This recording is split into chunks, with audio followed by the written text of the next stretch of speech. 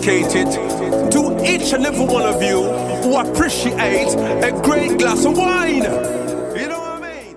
It's Monday. Let's raise a glass to the beginning of another week. It's time to unscrew, uncork, or saber a bottle. And let's begin exploring the wine glass. Today, I am sitting down with Deb Stilson of Stilson Cellars in downtown Paso Robles. What started as a wouldn't that be great if led to we can actually do this, and we are doing it. After months of searching for the ideal location, Deb and her sons, Cole and Tyler, took the plunge. Stilson Cellars, located on Railroad Street, is a boutique family-owned and run winery. Their vineyard and home are in the Geneseo District. Geneseo roughly translates to shining and beautiful valley in Iroquois. Please take a moment to rate and review the podcast. Did you know that you can do it right now while you are listening? New ratings and reviews are how the algorithms decide which podcasts they recommend to others. And if you love the podcast, other wine lovers will too. So don't forget to add your email address on the website to keep up on all things exploring the wine glass. Plancha. Never let you go. Hey everybody, I'm Lori Budd, a UC Davis winemaking program, Spanish wine scholar, sommelier service, champagne and Côte d'Aron specialist, and a WSET Level 2 graduate. You can find Exploring the Wine Glass on all the socials, as well as your favorite podcast catchers. If you haven't subscribed yet, now's the perfect time to swipe, subscribe, rate, and review. Stay in the know about all things wine by visiting my website, exploringthewineglass.com. I promise I'll never tell you what to drink, but I'll always share what's in my glass. Hey everybody, welcome to another episode of Allure of the Poor, sponsored by Gersina Wines. I am your host, Lori, and today we are continuing with the downtown Paso Robles vibe, and we have Stilson Cellars with us today, and Deb Stilson is stepping in to tell us all about the wine, the winery, downtown, all the good stuff. So welcome, Deb. Thank you. Thank you for having me on. Absolutely. So my very first question always is the origin story. So how did you find your way to wine? What made you decide, wine is a cool thing to do?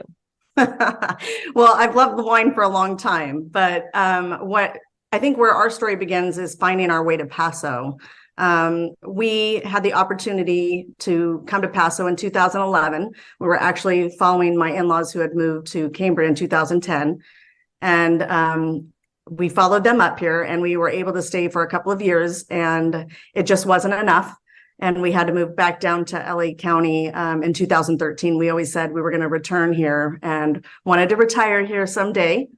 And then in 2019, we bought a small vineyard, and we were able to return. Well, that is wonderful. I love when I hear like a dream come true. Like, you didn't give up on it because you had to go back down south. Yes.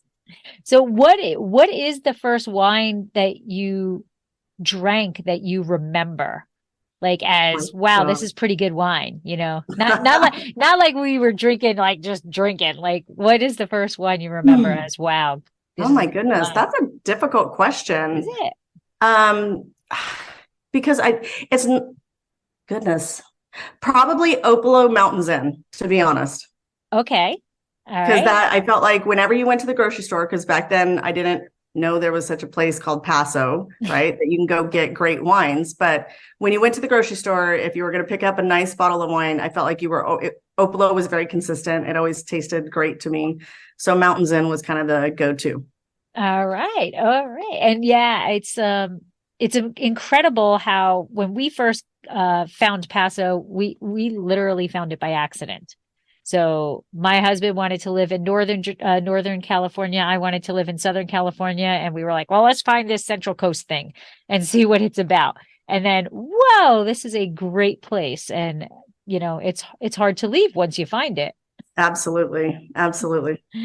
So the vineyard you found is in the Geneseo District. So like, just for people who are listening, I talk about Paso and the 11 districts or sub-AVAs, nestled AVAs, however you want to say it. But tell us about this specific district and what, how can you describe it the best as what that district has unique? Ooh, I don't really know the intricacies of the different districts. I know that we're one of the furthest on the east side, so it definitely is warmer over here. We do get some morning fog, but not as much as the west side does get. I'm sure that there probably is a possibility that some people could possibly dry farm out here, but that would be a struggle. So we do irrigate. We irrigate as needed and not just on a timer, because we want our roots to dig down and get in the soil. But it is definitely drier and hotter out here on the east side of Paso. Right, absolutely. I believe it might actually even be the warmest in terms of that Winkler scale thing. I think it is technically that warmest district. But that, to me, that warmth and that heat makes you be able to grow a lot of grape varieties and ripen them fully to both, the sugar levels and the phenological, the physiological, everything, the acids get there. So I think it's a great benefit to be out there in the east side. Yes. Mm-hmm. How big is the vineyard site? So our property isn't large. It's 5 acres, and it does have a house on it. But it has, so we have a block of Cabernet Sauvignon, and then we have a block of Syrah. When we purchased it, it had a block of Zinfandel, where the Syrah is now, but it really was struggling. And I'm not sure that if it was the way it was planted or how, but and then we have a very large olive grove as well. Do you make olive oil? Yes. Mm-hmm. Nice. How did I not know that? I don't. It's because it's not. I mean, it's not a focus. It's just a fun extra that we get to take part in, but it's not what our focus was. But yeah, we do sell the olive oil in the tasting room. All right. Well, next time I'm in, I'm going to be bringing my bread and ready to dunk. There you go. Absolutely. So when you came up to Paso to fulfill your dream, of your vineyard site, how did you even find this vineyard? Was it like, realtor.com? Like, how did you come across this vineyard? I was on Zillow a lot. I was on a lot of the sites. We had a realtor up here that was looking for us as well. We had found a couple of different properties. We were looking at an 18-acre parcel, kind of up by San Marcos Road, but it didn't have a house on it. My son his plan was to move up and to become the winemaker. And so that's kind of what we needed. It was a house on it as well. And then honestly, we just got lucky. Like I said, I found it on Zillow. I made an appointment. I thought we were meeting our realtor here, but it was just us and the owners. He thought I was the realtor. I'm not sure, but we ended up meeting and putting in an offer in that day, and it closed 20 days later.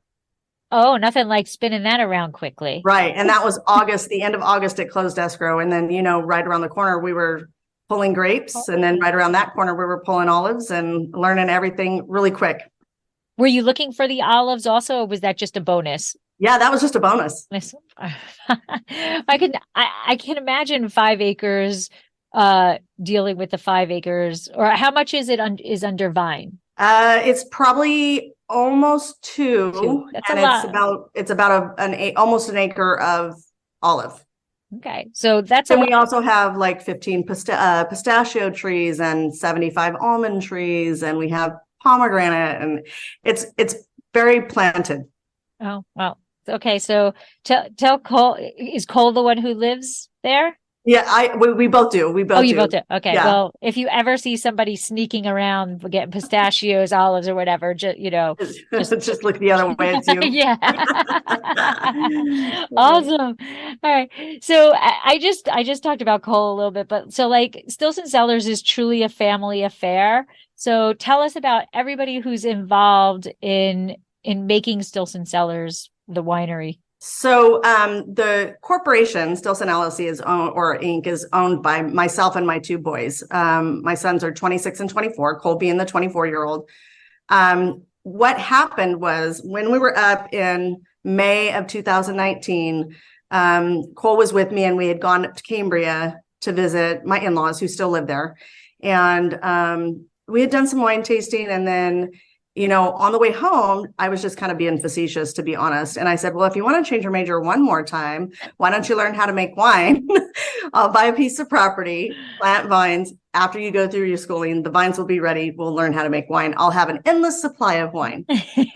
And about that time was when I would be ready to retire, is what in my mind, that was the plan. And so fast forward September, October, or August, we closed escrow on this place. There was nobody living here at the time. Tyler, my older son, was coming up during that first harvest. And we found amazing families at Bella Luna who kind of took us under their wing. And that's where we do our processing. And we hired Jimmy Zanoli to be our consultant winemaker. Oh, okay. And so that's kind of where it all started. Then in January of 2020, Cole moved up here. He finished his semesters down there and work, and came up here in 2020. And then I followed. I didn't stay to retire. I followed in June of 2020. I couldn't stay away. I was like, nope, I'm done. So you don't want to be down there when all this great stuff is going on. No. So Tyler is still down south. He lives in Santa Clarita, and he's an LA City firefighter. So he comes up for the major things that we've got, like when we have a pickup party or all that. So he's still a big part of it, but he can't live here. And then Cole, he has now taken over as the winemaker. He's learned so much from all of the winemakers that are part of the two families at Bella Luna, and they've literally taught him everything. That is something that I think is spectacular about Paso, and honestly very unique. I don't think, I could be wrong, but I don't think that there's very many wine regions out there that winemakers are willing to divulge their so-called secrets of winemaking to the next generation, or to the people who are trying to learn about it, like they do in Paso. It's just so, giving it forward or passing it on in Paso. And now a word from our sponsor. The 27 individual tasting rooms that make up the downtown wine district are situated in the heart of Paso Robles city center, where you are only steps away from all Paso Robles has to offer in the way of dining, shopping, and entertainment. Visit downtown Paso Robles to find yourself among the greatest concentration of wineries in the area. In downtown, consumers can experience Paso Robles' rich and diverse wine country lifestyle, sample quality wines from each of the region's 11 distinct sub-appellations, and have the opportunity to meet vintners that are as passionate about downtown as they are about their wine. Very, very well said. And honestly, I have to say that I think that you're correct, that I don't picture another place like Paso that would have that type of feel in this industry. I think Paso is what makes it unique. The people here are that way and genuine. And then when you add the type of industry that it is, it's a very giving. And like you said, you can ask any other winery a question, or ask for advice or help or contact, and you get it right away. And I don't see that happening in a lot of places, but then I don't see a lot of places like Paso. That is true. That is true. Very, very special. So with that, that's kind of like a perfect lead in, is why Paso for you? We just fell in love with it when we moved here. Yeah, I can't put it in words. I grew up in a small town, and it kind of reminds me a lot of the way I grew up. And it's just so amazing here. Yeah. It is. And I know I ask everybody from Paso that question, and it's like, it just is spectacular here. There's just so much to do. And I agree. The people are the best here. There's just no ands if or buts about it. I like to say that it's a tiny little bubble inside California where people are not Californians. They're Paso Roblans, and they have that just sweetness about it. Absolutely. I agree 100%. So what is your wine portfolio? Okay, so we have, like I said, we have the Cab Sauv on our property.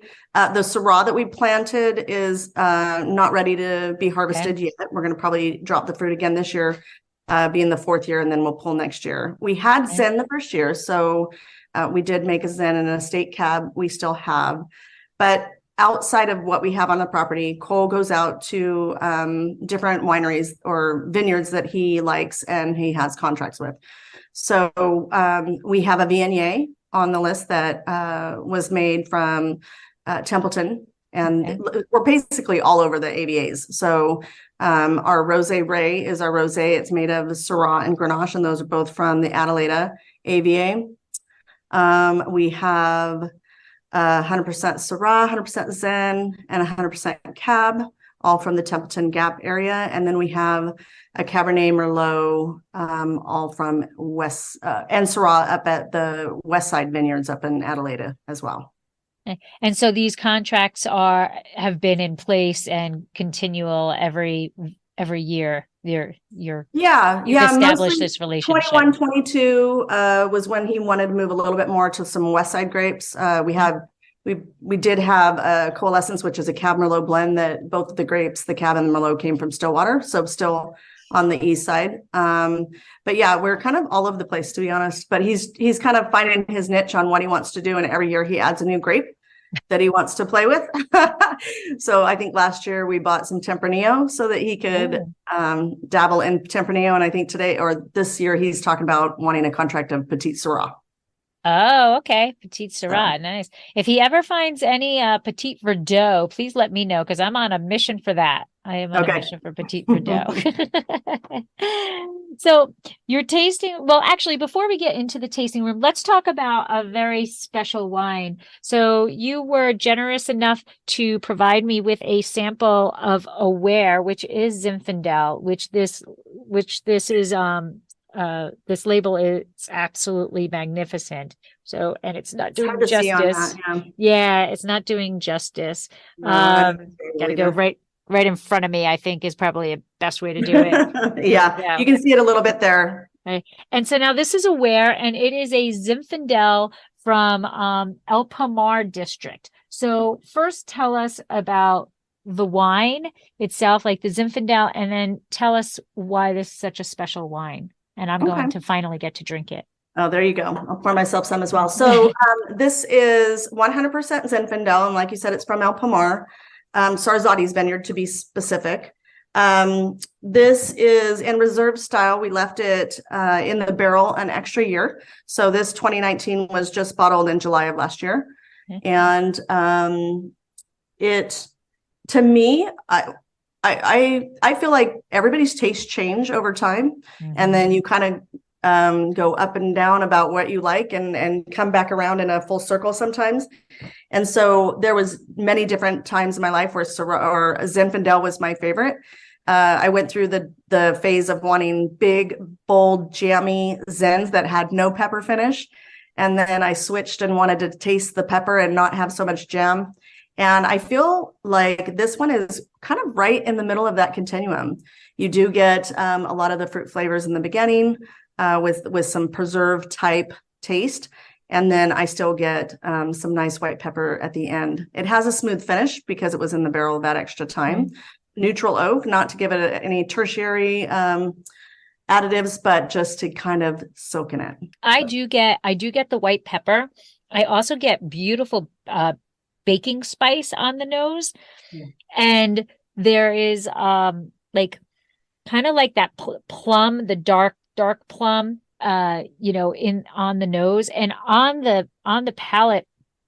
The one thing, and I agree 100%, Mike and I both went through a stage of Zinfandel where it was in your face Zinfandel, and the glass was like a foot away from your nose, and that pepper was, this is Zinfandel, and our palate has changed also.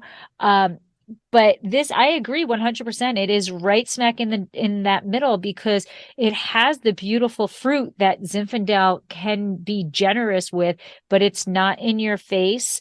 It's not jammy. And that's one of the things that people think about when it gets too hot for Zinfandel, that it can be too jammy. This is beautiful. It's the spice that is in it, and then the body is fantastic because it is not such a full-bodied Zin that you feel like you're drinking a meal. But at the same time, the acid in it, along with that tannin structure, provides a nice body that lingers on your palate. So 2 thumbs up to that. Thank you. Very, very nice. So tell us what is special about the bottle, though. So this bottle is very special to us. It's a tribute bottle that we wanted to put out in honor of my husband who died in 2016. AWARE stands for the suicide prevention and awareness of the signs of pending suicide. And so we wanted to do something special. Zen was his wine of choice. And so obviously we put him in a Zen bottle.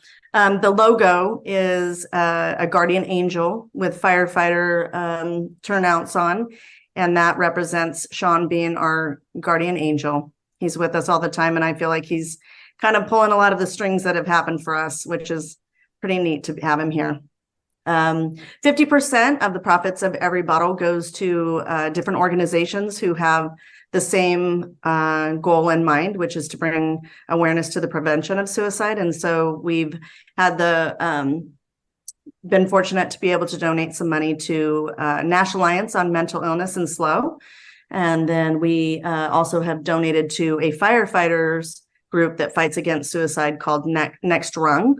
And so they've been a benefactor. And then most recently, we reached out and donated to the LA City Firefighters Widows and Orphans Fund, which they were a huge help to us when we needed it, when Sean died. So I'm just trying to figure out other organizations that can benefit and, find the next place to give some love and money to bring awareness to suicide. So are you each vintage donating those funds to a different charity, or are you adding these charities in and each vintage they're getting a bit of it? It's not super structured right now. We just are, when we're ready to, I see some, we're ready to cut a check, and then I find out more and more. I had heard about a first responders canine group down in SLOW. So I've got that I'm going to look into next. I think they're going to be our next benefactor. And it's just trying to kind of spread the wealth. We've had so much love and outpour with this bottle that people buy it for the sheer fact that we are trying to do something good with the money. And so I want to make sure that we continue to do that. And it's such a sad thing that there's so many people in our community that are troubled and have these issues. And, that saying of, you don't know what's going on in somebody's life. It really is so true. It's like, just, when somebody does something that can annoy you or trigger you or do something, you can't, without getting so upset about it, you have to think maybe there's something that caused them to do that. And the awareness of not everybody has the ability to have a place to talk about it, to work it out, or get the help that they need is something that I wish our country did better, honestly. Yeah. And I think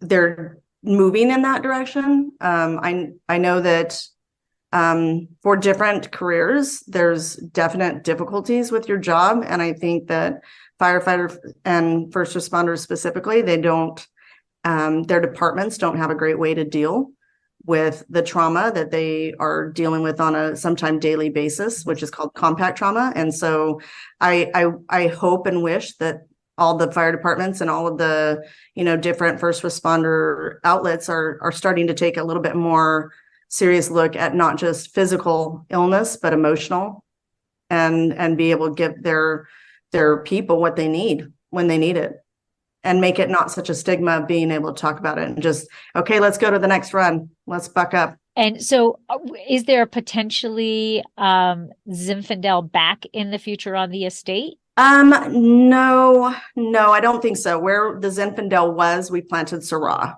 Right. I do have an empty block that I was kind of hesitating on planting anything yet. So you never know what we're going to do next. But right now, I'm just waiting for my Syrah babies to be picked and have a good glass of estate Syrah. Fantastic. And you said this is your fourth leaf? Third leaf. Third leaf. Yeah. Oh, well, maybe another Rosé Ray too. Maybe. I want to keep some grapes because I want to test them this year, but yeah, we'll probably drop the fruit this year on that one. And now we are going to be talking about Rosé Ray on television in June for Rosé Day, but I just love the name and I love the story behind it. So why don't you just share a little bit about your Rosé? Okay, so obviously we don't take anything too seriously, hence me poking at my son about getting a real career or finding a major he could stick with. Along that lines, in the beginning, we took on the red wine. We're learning how to be vineyard owners, learning how to be business owners, learning how to work for ourselves and make wine. And my boyfriend kept saying that we needed a rosé. And Cole and I, we weren't ready. We weren't ready to take on something new. And he kept pushing it. And so I finally said, well, then we're going to call it Rosé Ray, like thinking he would drop it. His name is Ray. And he's like, okay. And I'm like, okay, oh, great. So backfire. Backfire. Okay, so then we're going to put your picture on it. And I found a picture of him without his hat on, his bald head. And clearly you can see, if you know Ray without his hat on, you can tell he's on the bottle. And I said, well, your face is going to be on it. He goes, okay. And then the designer, who we've worked with since the beginning, he knows his personality, and he knows that Ray has tattoos all over. So he goes, do you think he'll mind if I tattoo roses on his face on the bottle? I said, I'm sure he'll be fine with it. And then so roses on the face, the gold label, jazzed it up and makes it nice and pretty, but it is a picture of Rosé Ray. And that is a rosé of what? It's 93%. This vintage year is 93% Syrah and 7% Grenache.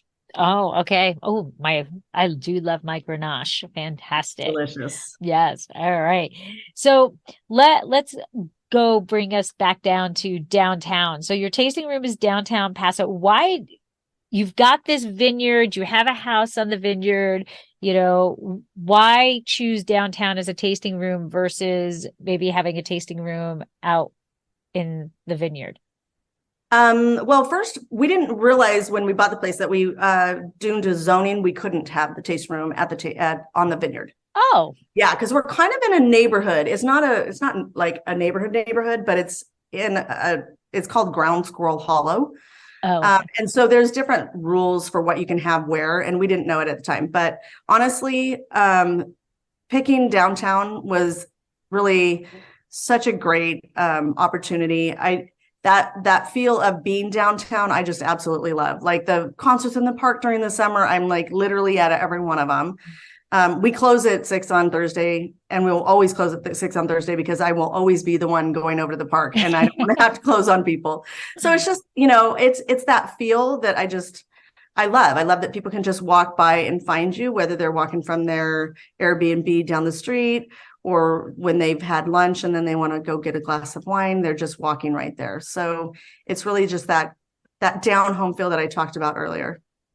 And do you think that I find downtown is such a collaborative place there? It's just, and I'm not putting anything down against the wineries that have vineyards because they're beautiful and they do their own thing. But I just think there's something special about how the wineries in downtown, along with the restaurants, along with everything in downtown, kind of just seem to work together. Well, I think it's because as opposed to being in the vineyard, the vineyards are a drive. They're beautiful. They're a great place to hang out for hours, but they're a drive. And so I don't think you get as much of that, hey, on your next one, go here. And I feel that we can do that so often that when people are just walking around downtown and we know that there's, down the street, a couple more, feet down, you can find another winery that's open today. It adds to that feel of working together and being collaborative, I think, because we are so close by. Right. Absolutely. And I love the fact, first of all, I think it's a lot safer for the most part, because some people, they're thank goodness for Uber. We'll just say that. We'll just say Absolutely. that. So now your actual tasting room is located on Railroad Street. So named because there's a railroad track there. And so tell us, how did you find that space? And it's such a cozy tasting room. And I don't know if I'm assuming you didn't paint the outside, but the stuff you did on the inside is incredible. It is such a beautiful tasting room, but I do love the colors on the outside too. So how did you find that place? We knew we wanted to be downtown. So we found a property manager to start looking for us. We didn't know how soon we were going to want to have a tasting room, but we did have them start looking. And we were fortunate that this place came available. And it was around, I think it was April of 21. So around, if you picture March, April, the COVID was starting to take less of a hold on people, and we could come indoors and not have to serve food. And we opened in the end of May of 21. And so it was like perfect timing for us. But finding that place, I do love it there. It's the green arms on the building and then the green trees behind it. Right. And then 2 times a day, you hear the train go by, one heading south and one going north. It's adorable. Yeah, I absolutely love it. And then what you did inside is absolutely beautiful. Did you design that? Were you involved? Like, it's beyond beautiful in there. Well, it was me and the sons. So both the boys, and a lot of it is handmade. So the bar, my older son actually took the staves from our 2019 barrels where the wine was in 19 and 21. He took those barrels apart and made the bar. And my other son, Cole, the winemaker, he was the one that made the tables. And then my brother-in-law made the big clock on the wall. So it was a family project, and kind of everybody gave a hand. Wow, you have some very talented children and family members. Yes. Yes. They are a jack of all trades. That is fantastic, because seriously, the bar, I would have assumed that was purchased or whatever. Everything in there is so beautiful, and like that could be another job for them. Like they could sell that stuff. They could sell that. Wow. So what do you feel is your favorite thing about the wine industry? Being able to drink wine every day. My fantasy was to have an endless supply of wine, and now I do. And I also have a job where I can drink all day long and nobody thinks anything of it. So, I mean, it's a good gig. It's a good gig. It was the other day I was in there and people came in for a glass. I'm like, well, I guess I'll have one with you. Right. Yeah. Yeah. The hardest thing is when people say, well, what's your favorite? And you're like, they're like my children. How can I pick a favorite? Right now, I feel like drinking this one. Next, I'm going to feel like drinking that one. Right. Yeah. Absolutely. My answer to that is always, well, it definitely depends on my mood, what the day is, what I did during the day. Like literally my mood determines what I'm willing to open or but you're right. It's just fun to be able to drink all day. Right. It's the wine. It's all about that. Absolutely. Yesterday I had an interview, and I was speaking with a winemaker in Italy. So it was 10 a.m. And nice. I'm drinking Italian wine with her. It's all good. It's all good. It's wine time anytime. Yes, it's work. It's absolute work. That's right. That's right. So whenever you get asked the favorite, the next question is, what is your least favorite aspect of the wine industry? And now a word from our sponsor. Exploring the Wine Glass is brought to you by Dracaena Wines. Dracaena Wines is an artisan winery located in Paso Robles, California. They have been producing wine since 2013. Their first vintage began with one wine, their classic Cabernet Franc, which received a 91 in Wine Enthusiast. Since then, they have increased production as well as expanded their portfolio, have received many accolades including multiple double gold medals and consistent 90-plus ratings. Visit their website www.dracaenawines.com or use the link in the show notes to schedule a private tasting and to see their entire portfolio. Purchase your award-winning wine and let Dracaena Wines help turn your moments into great memories.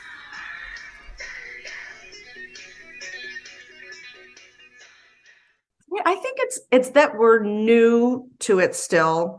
I feel like we still feel very ignorant at times on things, just trying to figure out all the nuances. Right now, I can tell you my least favorite part is the weeds. Everybody loved the rain, but getting on top of the weeds, because otherwise they'll grow past the vines and the olive orchard. So that's probably right now the thorn in my side. And yeah, absolutely. Everybody's like, well, how did the rain affect this vintage? Oh, it's not really the vintage. It's everything else that's growing. Yeah. And I think driving 41 back and forth over to Fresno and stuff, it was honestly the most beautiful to see all the wildflowers going, but everything else is growing also. This is definitely my favorite time of year. Usually though, it's funny when we don't get as much rain. Usually by now the hills will have goldened up, right? So the green would have gone away for the grasses, the weeds would die or golden. And then you have the leafing coming out from the vines. And so at either time you've got either green or golden, or you have no leaves on the vines and you've got green grass. Well, it's literally the last couple of weeks, it's still holding on to where there's green on the ground. And then all of the foliage that's coming out. It's just so gorgeous right now. Yeah, it is a beautiful time. It absolutely is a beautiful time. So what do you think is what is the next step for Stilson? What do you see in the future for Stilson Cellars? I don't know if it's to get more property or another vineyard, or I love this, and I love that my son found a passion that my other son always wanted to be a firefighter like his dad. And so he found his passion when he was 3, but finding winemaking for Cole, I think it was just such an amazing thing that I just want this to be like for good. I want to make sure that this is going to be, growing and getting bigger, and for him, for them. Not another major for him to go into? No. No. What I have to ask, what were his previous majors? Oh my gosh. I know one of them was business management. Before that, I honestly, I couldn't tell you. So this was like, he had already changed twice and he was like not loving the business management. And that was when I was like, well, if you want to find a third thing that was, but again, like facetiousness. So, I mean, I'm not gonna like say I know Cole well, but every time I see him, he's always smiling and he's having a good time, and he's just, and it's horrible. I keep saying, I know I'm old when I start calling these people kids. But he's like, he's such a good kid. He's funny. He's got so much personality. I don't see him being a business manager sitting like behind a desk and dealing with that type of thing. So no, he's definitely found what he needed to, which has been awesome to watch as a mom. Yeah, I bet. And how is he loving, like, just, is he like a sponge and just bringing everything in from, Bella Luna and everybody, Manoli and everything? It's neat to see how he's developed. Bella Luna has quite a few family members between the two families that are winemakers. And so he will ask a question or want to seek an answer, and he'll ask all of them individually. And then he'll listen to them all, and then he forms his own opinion.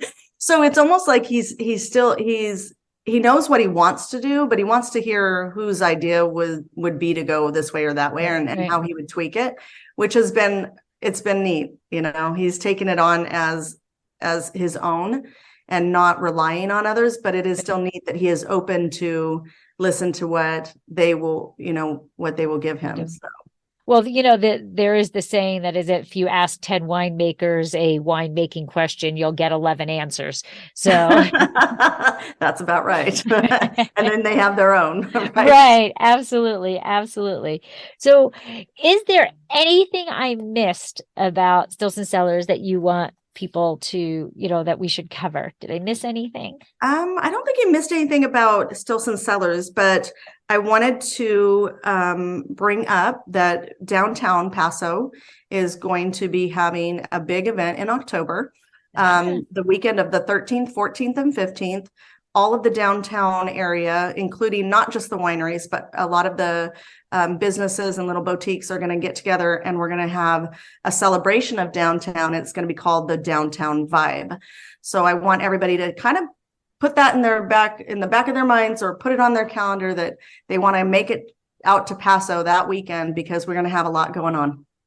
That is fantastic. Yes. And I got a phone call yesterday that gave a little bit more explanation. So I am in. 2 thumbs up for we are in now to figure out exactly what we're going to be doing. But yes, we are in. So, and I think that it's going to be fantastic. And, again, just the whole concept of how that is downtown, how the restaurants can collaborate with the wineries, or even the shops that are there.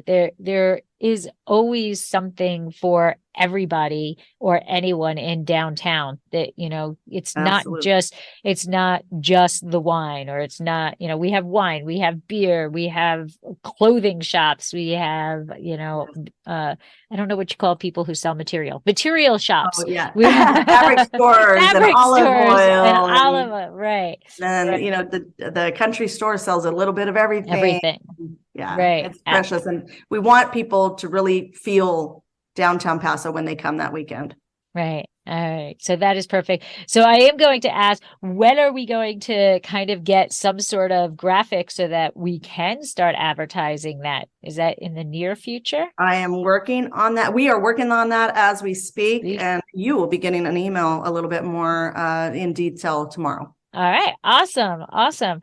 So if we have 3 things that you want people to remember about either downtown or Stilson Cellars in particular, what 3 things, as my listeners come to the end of the podcast, do you want them to go away with? Paso Robles is precious, and it's not just for the wine. The people here are amazing. That's number 1 for me.